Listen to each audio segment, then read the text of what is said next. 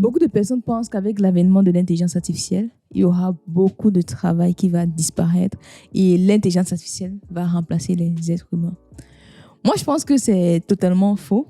Moi, je pense tout simplement que aujourd'hui, les personnes qui n'utilisent pas l'intelligence artificielle seront remplacées par les personnes qui utilisent l'intelligence artificielle. Si aujourd'hui, on n'accepte pas d'être un data scientist augmenté, c'est-à-dire un data scientist qui profite de l'intelligence artificielle pour pouvoir être plus productif au quotidien, je pense qu'on va très vite se faire remplacer très bientôt. Et justement, dans cette vidéo, je vais partager avec vous des compétences de data scientist qui vont être complètement automatisées par l'intelligence artificielle. Et surtout, on va voir ensemble quelles sont les compétences clés que vous devez avoir si vous souhaitez être un bon data scientist à l'ère de l'intelligence artificielle. Pour ceux qui ne me connaissent pas, moi, c'est Natacha Njongwa et je suis data scientist depuis 4 ans dans le secteur financier. Et sur cette chaîne, je me suis lancé un défi qui est de partager avec vous une vidéo tous les jours pendant 100 jours pour pouvoir vous aider à passer de 0 à 1 en matière de data science. Si le channel vous intéresse, vous avez 3 choses à faire. Abonnez-vous, likez et surtout partagez autour de vous pour pouvoir aider d'autres personnes à monter en compétences en data science et ne pas se faire remplacer par l'intelligence artificielle. Si vous avez réalisé ces actions, nous allons maintenant voir ensemble les compétences qui vont être complètement automatisées par l'intelligence artificielle. Let's go! La première compétence du data scientist que je pense que l'intelligence artificielle va complètement automatiser très bientôt, et d'ailleurs qui automatise même déjà, c'est la compétence en programmation, en coding. Oui, je suis d'accord, on doit toujours avoir cet esprit logique, on doit toujours savoir débugger les codes, on doit toujours avoir la bonne structure algorithmique. Mais aujourd'hui, ce n'est pas forcément nécessaire d'avoir en tête les codes de Python qu'on doit mettre en place pour pouvoir faire tel ou tel modèle. ChatGPT le fait déjà très bien. Donc, pour pouvoir gagner du temps, apprenez l'algorithmique, apprenez comment est-ce qu'on débug, apprenez les structures des différents programmes, avoir la base en programmation, c'est la clé. Mais par contre, il ne faut pas se dire que être data scientist, c'est connaître Python. Je suis souvent choquée quand j'entends ça. Être data scientist, ce n'est pas connaître Python. Python, ce n'est qu'un outil.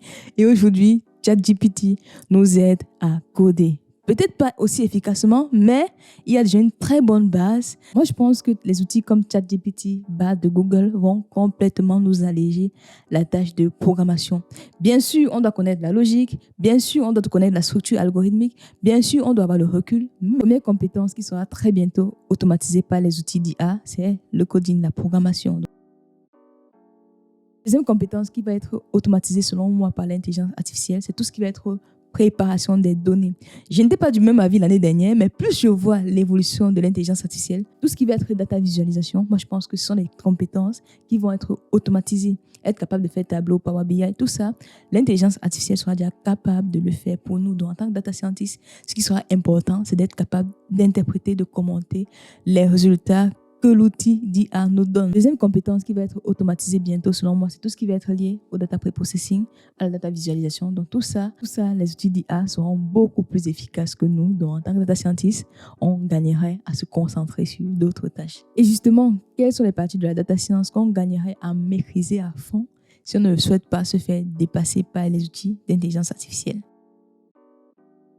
La première compétence qui est selon moi indispensable si on ne veut pas se faire remplacer par l'intelligence artificielle, c'est tout ce qui va être lié aux mathématiques, machine learning et statistiques. Oui, vous allez me dire, il y a les auto-ML, patati patata, c'est vrai.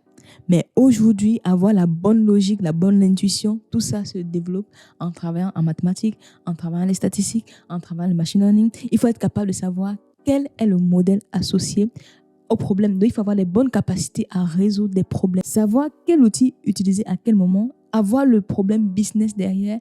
En général, la machine ne l'a pas. Si je prends juste un exemple, aujourd'hui avec ChatGPT, pour qu'il soit capable de vous donner le résultat précis que vous souhaitez, il faut que vous le guidez au maximum. Et justement, avoir cette capacité à guider les intelligences artificielles sera davantage valorisé dans les prochaines années. Donc, je pense que les mathématiques, la statistique, le machine learning sont des clés que vous devez avoir.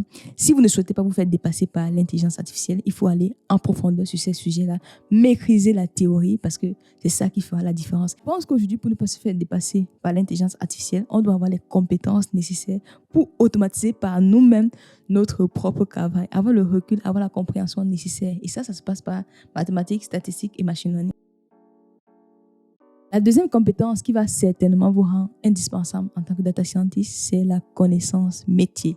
J'insiste toujours sur ce point sur cette chaîne parce que moi, je pense qu'un data scientist, ce n'est pas celui qui connaît Python. Non. Un data scientist doit connaître le problème business et savoir quel est l'outil statistique mathématique à appliquer face au problème. En général, lorsqu'on sort de l'école, on n'a pas la connaissance business, c'est vrai. Plus le temps passe, plus on doit l'acquérir, ça doit faire partie de nos priorités. Ne nous concentrons pas seulement à apprendre la dernière technologie, à apprendre le dernier logiciel, mais plutôt comprendre le besoin métier. C'est ça qui va vous faire la différence. Lorsque vous utilisez ChatGPT, Bard, il faut que vous donniez le contexte. Et ce contexte-là, on l'acquiert sur la connaissance business. Donc, en plus de la capacité à résoudre des problèmes, on doit également avoir une bonne connaissance métier pour ne pas se faire remplacer par l'intelligence artificielle. Deuxième compétence indispensable, la connaissance métier va faire la différence. La troisième compétence qui va être essentielle si on ne veut pas se faire remplacer par l'intelligence artificielle, c'est tout ce qui va être lié à la communication.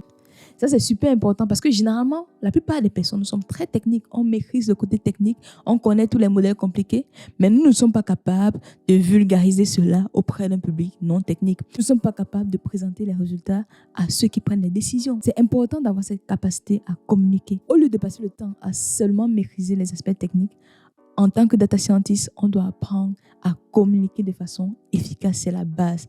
La communication, comme toute autre compétence, s'apprend. N'hésitez pas à pratiquer, à lire des livres sur le sujet, à vous développer parce que aujourd'hui, on connaît beaucoup d'experts data scientists qui sont forts en technique, mais il y a très peu qui sont bons communicants. Donc, moi, je pense qu'aujourd'hui, celui qui fait la différence en tant que data scientist, c'est celui-là qui a cet aspect technique, mais aussi qui est capable de vulgariser, de communiquer. Donc, n'hésitez pas à travailler votre communication. Quatrième compétence que nous devons avoir si on ne souhaite pas se faire remplacer par l'intelligence artificielle, c'est tout ce qui va être lié à l'intelligence émotionnelle. Ça, c'est super important. Savoir communiquer avec les gens, savoir écouter, savoir faire preuve d'empathie, savoir faire des retours constructifs. Ça, ce sont des éléments qu'on n'apprend pas à l'école, mais qui font toute la différence dans le monde de l'emploi. Moi, je pense que pour être indispensable dans une entreprise, ce n'est pas seulement parce que vous êtes expert technique, non. Ce qui joue, c'est votre intelligence émotionnelle. Comment vous travaillez en équipe, comment vous faites preuve d'empathie. Est-ce que vous êtes capable de comprendre les autres? Qu'est-ce que vous apportez de plus dans l'entreprise? Moi, je pense que c'est toutes ces compétences humaines qui feront clairement la différence. Donc, n'hésitez pas à développer votre intelligence émotionnelle. Il y a 3 livres que je vous recommande sur ces sujets. Il y a La communication non violente de Marshall Rosenberg. Vous avez le lien en description. Il y a également ce livre-ci, L'intelligence émotionnelle de Daniel Goleman. Franchement, vous allez beaucoup apprendre dans ce livre sur l'intelligence émotionnelle. Et le dernier livre que je vous recommande également sur le sujet, c'est Leaping, Are You Indispensable de Seth Godin. Ça, je vais faire une revue de ce livre très bientôt, mais c'est un livre qui m'a vraiment appris quelque chose sur comment être indispensable au travail. Être indispensable en entreprise, pour moi, ce n'est pas être la seule personne à maîtriser une technique, la seule personne à connaître comment faire un travail, non. Si vous êtes la seule personne à connaître un travail, il faut vous poser des questions. Ça veut dire que vous ne partagez pas assez et c'est un problème. Pour moi, être indispensable, c'est être dans la logique de partage, faire grandir l'équipe, aider d'autres membres à progresser. Et parce que c'est ça qui vous rend indispensable, parce que vous apportez quelque chose de plus à vos collègues. C'est pas parce que vous gardez tout pour vous, non. Pour moi, être indispensable, ça passe aussi par là. N'hésitez pas à relire ce livre. Moi, c'est un livre qui m'a beaucoup marqué. Je mets le lien en description. Donc, voilà ce que j'avais à partager avec vous dans cette vidéo. Pour pouvoir être un data scientist de qualité dans cette ère d'intelligence artificielle, il faut savoir communiquer, avoir des connaissances business, connaître les statistiques, les mathématiques, avoir une bonne intelligence émotionnelle. Dites-moi en commentaire ce que vous en pensez. Selon vous, qu'est-ce qui rend un être humain indispensable? Qu'est-ce qui rendra un data scientist indispensable? J'attends vos réponses en commentaire. Mettez des likes, des partages et surtout, abonnez-vous pour ne pas manquer les prochaines vidéos. Vous pouvez également vous rattraper en regardant les 67 vidéos qui s'affichent juste là. En attendant, prenez bien soin de vous et on se donne rendez-vous demain pour la suite de ce challenge. Bye!